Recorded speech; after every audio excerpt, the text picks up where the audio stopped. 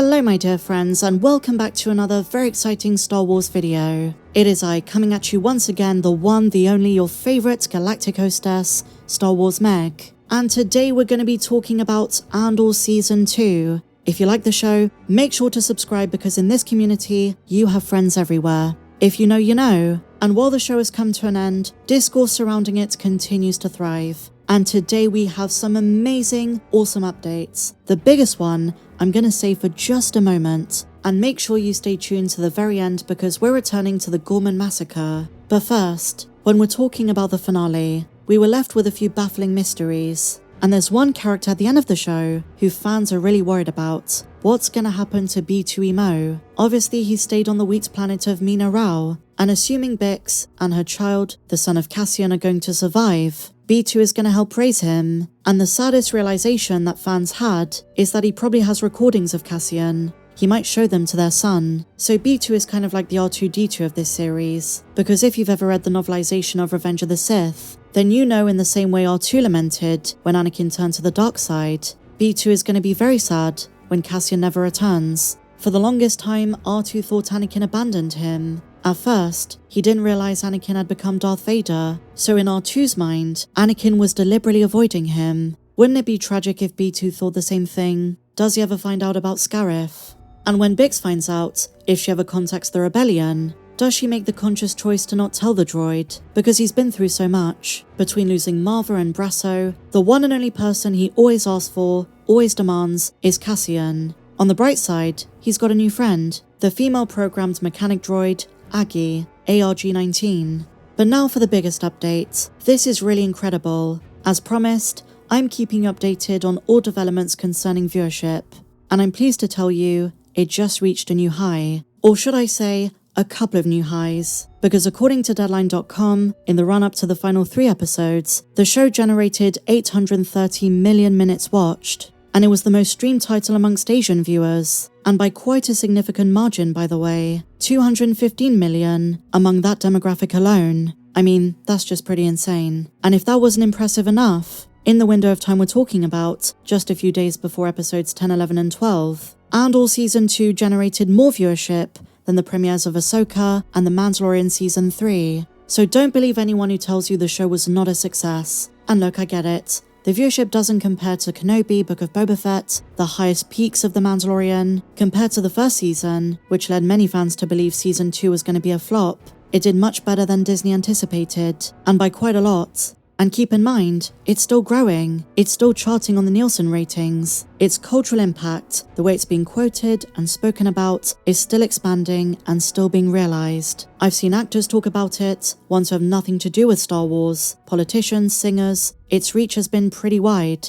And I don't really want to get into this part of it, but it's worth mentioning. When you look at the state of the world, when you're talking about political tensions at the moment, many have pointed out parallels and how relevant Andor really is and has become. And the reason this is so atypical is that with Star Wars shows on Disney+, they usually fade into irrelevancy pretty fast. But with Andor, people are still talking about it. The discourse is huge. It's touched people in ways that I've not seen since pretty much the premiere of Mando, the Baby Yoda reveal. And it reminds me of how the phrase, "this is the way," has grown beyond just Star Wars spaces. Star Wars series generally just come and go, they're talked about for 5 minutes, and then they're forgotten. When was the last time you heard someone talk about Hajar Estri from the Kenobi show? Or what about Paz Vista? It's only been a few weeks since Andor came to an end, but comparatively, across social media platforms, I still see numerous character analyses and dissections. Andor spoke to the fandom. The characters really stuck with us. That's the difference. And just like the rebellion, the reach is spreading. People are quoting the show left, right and center. And if you're someone watching this and you don't like Andor, you know that's fair enough. But I just want you to know, there's a whole galaxy out there waiting to disgust you. I'm just kidding, but yes, I'm afraid to inform you, I'm one of those people who loves to quote the show. But look, amazing news about the viewership. So the other day, Lucasfilm invited Tony Gilroy to their headquarters in San Francisco. He was joined by K2SO himself, Alan Tudyk, and they met with Pablo Hidalgo, the lore advisor at Lucasfilm, a bit of a controversial figure in recent years, not just his creative choices, but also the way he's interacted with the Star Wars fandom. He doesn't make too many public appearances anymore, so I guess you can say this was a pretty significant day. Tony Gilroy was then gifted one of the most incredible Star Wars books ever written, The Rise and Fall of the Galactic Empire by Chris Hemshaw, a book which has quite a lot of crossover with Andor. But when the pair was interviewed, that's when the big reveals happened. We often just give credit to the writers, the directors, and the cast, but we don't talk enough about costume design, sound design, the extras, the prop masters, the choreographers, and those who give months and years of their lives to make the most incredible stories come to life. Well, a massive new reveal is that 2,500 people worked on the show, an immense amount of talent, and credit needs to be given to every single one of them. And Tony had a lot to say about the pressure and the process of making Andor happen. Now we're going to end with my favourite update of the week. The original author of the Rebel Alliance sourcebook, which was the first ever mention of the Ghorman Massacre, has given his reaction to Andor's adaptation of it. Paul Murphy, considered by some an absolute genius of the expanded universe. He absolutely loved the show, and didn't realise all those years ago when he was outlining the Ghorman Massacre for the first time that it would ever be translated for a multi-million-dollar show. And as you guys know, there are some inconsistencies between the Legends account and that of canon, but Andor geniusly reconciled both. The Ghorman Massacre originally took place in 18 BBY, so just a year after the Empire was founded. Now it's 2 BBY, but the way they made it work is by having the original massacre be called the Tarkin Massacre, when Tarkin landed his warship over protesters. But the real massacre, the one that took place in Andor Season 2, is separate, so they found a way around it. So what did Paul Murphy say? Amazing. Holy shit. You can quote me on that. He says he was floored that a tiny bit of backstory that he created 35 years ago would ever be relevant again. The original paragraph he wrote said this: Ghorman is a small planet located in the Sun sector, just outside of the core worlds. The citizens of Ghorman were staging a peaceful demonstration against new taxes. They staged a sit-in at the spaceport, blocking all of the port's landing pads. A Republic warship, arriving at the planet to collect taxes, killed dozens and wounded hundreds in the process. The commander in charge was Captain Tarkin. He was not prosecuted for any of the murders. In fact, he was promoted.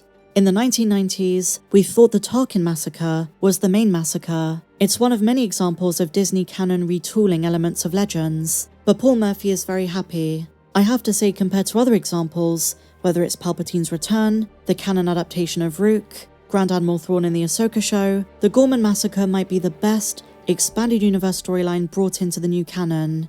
And Murphy says it's kind of baffling because in the years following Return of the Jedi before the prequel trilogy, Star Wars content was very lean. There were only toys, comics, video games, role-playing games, and companion books, like the one he wrote. So for authors like this, they didn't realize how much would be on the horizon. And some of the Ghorman scenes were so gruesome and horrific. If you talk about the KX security droids picking up Ghormans and throwing them to the ground, some fans have said the Ghorman massacre was worse than or equal to Order 66 in terms of brutality. I don't know if I'd go that far. Some great Jedi Purge deaths were nightmare fuel. If you're talking about slaughtering of younglings, being gunned down by 5 clones, having to confront Lord Vader in the Jedi Temple, I still think that gets the cake. It was a very different kind of slaughter. But yes, the Ghorman massacre was amazingly depicted and truly horrific. And it wasn't just the KX droids. Andor made stormtroopers scary again. George Lucas treated them as a bit of a joke. It was mainly because he didn't want our heroes being killed by them, so they never seemed like a huge threat.